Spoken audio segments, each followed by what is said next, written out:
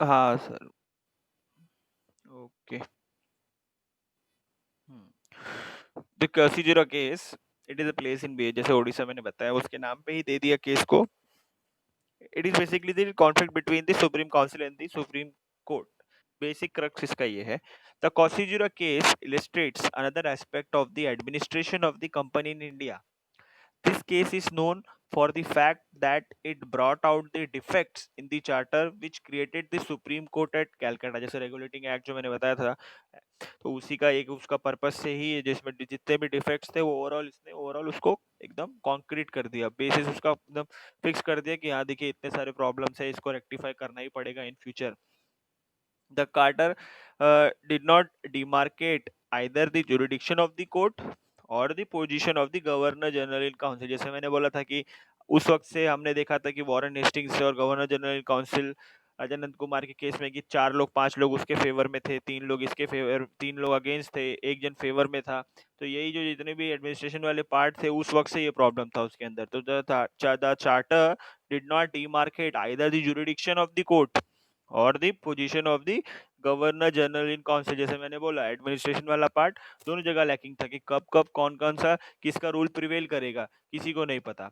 As a result of this confusion As a result of this confusion, there were occasions when the Supreme Court issued writ of KPS against the directions of the council। जैसे मैंने अभी इसमें हमने discuss किया था कि जमींदार को क्या बोल दिया कि सुप्रीम काउंसिल ने कि जो भी अगर कोई भी ऑर्डर इशू करता है सुप्रीम कोर्ट, उसको आप नेग्लेक्ट कर दीजिए, उस पर ध्यान मत दीजिए।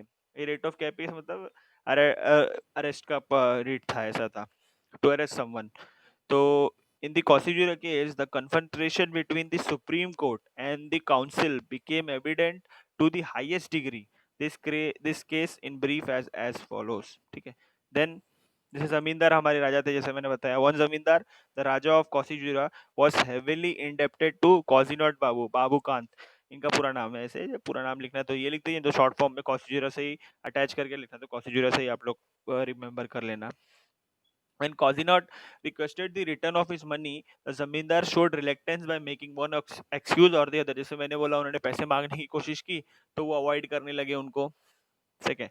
तो therefore the Babu therefore approached the revenue board। जैसे मैंने बोला वो रेवेन्यू बोर्ड गए, वहां पे उन्होंने कंप्लेंट फाइल की, but where also his efforts brought no result। जैसे वहां पे उनको कोई फायदा नहीं हुआ।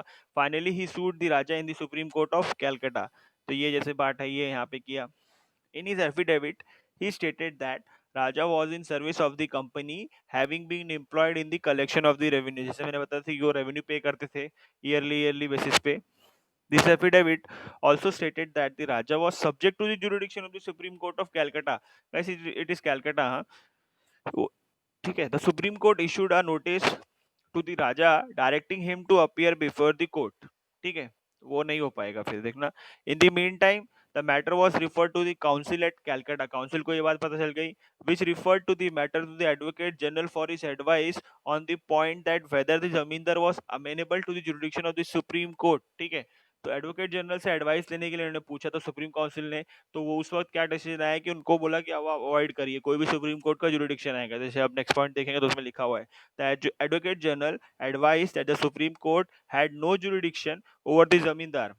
Thereupon, the Governor General in Council issued instruction to all the farmers and landholders that they were not subject to the jurisdiction of the Supreme Court and they should ignore the process of the court। तो यहाँ पे बहुत बड़ा issue create हो गया कि supreme court बेचारी इतना बड़ा ऑर्डर पास कर रही है और उसको सुप्रीम काउंसिल निग्लेक्ट कर दे रहा है, उसको पूरा अवॉइड कर दे रहा है। तो ये एक बहुत बड़ा इशू हुआ था इसमें। ठीक है। The raja of Cossijurah had gone into hiding, वो छुप गए थे, avoid the process of the supreme court, उनको आना नहीं था कोर्ट में।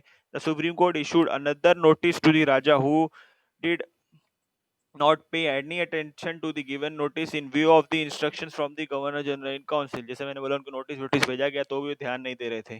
In fact, the men of the zamindar drove away the sheriff and other officers who had come to arrest the zamindar। जैसे मैंने बताया आपको कि उनको अरेस्ट करने भेजा, तो उसने तो पहली बार तो भगा दिया। So therefore, the Supreme Court issued another writ for the confiscation of the property of the Raja।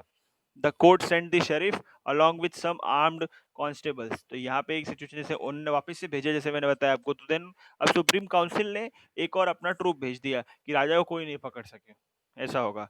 The council came into motion, it decided to protect the zamindar. Accordingly, it dispatched a much larger armed force to prevent the arrest of the जमींदार। In the meantime, जैसे मैंने बताया आपको कि अभी एक side पकड़ने के लिए भेज रहे थे और एक साइड बचाने के लिए इस काउंसिल ने भेज दिए, तो काउंसिल का तो कुछ ज्यादा ही था ट्रूप उनके पास।